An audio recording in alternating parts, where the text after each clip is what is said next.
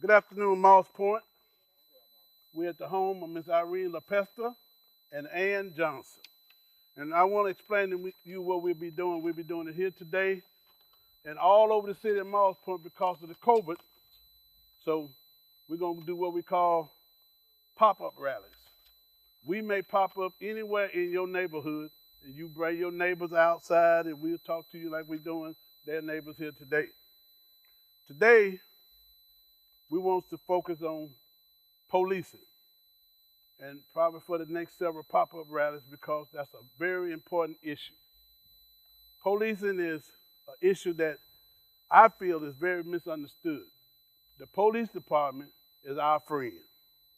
We depend on them for protection. We depend on them for our safety. So we want to put in administration in the police department that's going to protect and serve the whole community. We're not going to defund the police department. We're going to overfund it. I'm looking for more money. I want more training. I want to be able to pay our police the same price, the same wages. Ocean Springs, Gold Shade, Biloxi, whoever. They shouldn't make less money because they're from Moss Point. There's a number of ways to do that. And we can solve two problems at one time. We want our officers living in the community. We want them part of the community. Another big problem we have is response time. Every officer, every patrol shift should be in a certain zone, no more than 3 minutes away. So anytime you call an officer, within 3 minutes, you should have someone at your home. Everybody's talking about economic development. Let's get one thing perfectly clear. Folks are not going to bring their business to an unsafe community. Our police rates, and the first thing they're going to say is, y'all have a crime problem. We want to solve that before we start inviting folks here to open up businesses and bring their children here for school. And I want you to know that our officers, we're going to train them to be friendly. Every business along Main Street and anywhere in the community should get a visit from an officer at least once a week, just to go in and say hi. Are you having any problems? I know police in the community is a complicated thing. One community take on one thing, other communities require other things. But I'm here to tell you it can be done. And there's a number of things we want to do, and the main thing is we want them to have competitive salaries. We want our officers paid the best, look the best. We want them to have the proper equipment. And another big issue in the country is when there is, unfortunately, a police shooting. Every officer that's involved in a shooting or any kind of incident should have a body cam on, and it should be running. If an officer's involved in a major accident and he come and say, my cam wasn't on, he's up for immediate termination because that cam was bought for the purpose of evidence and verification, comparison. We want to be absolutely confident that the community have confidence in us. So we want to be able to say, look, here's the cam. That cam shouldn't be sent out to no outside sources.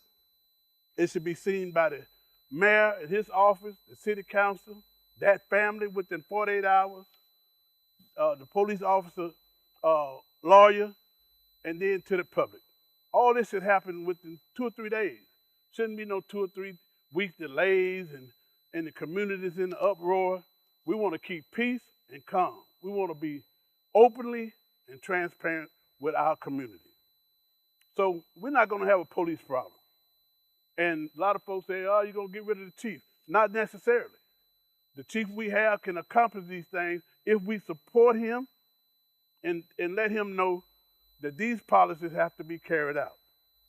So today we're just here, and we're going to be all over the community for the next 3 months, addressing all kind of issues. And you're going to hear from others that they have the experience, but I want you to know that I have been personally involved in these type of situations. I have the experience to get this done.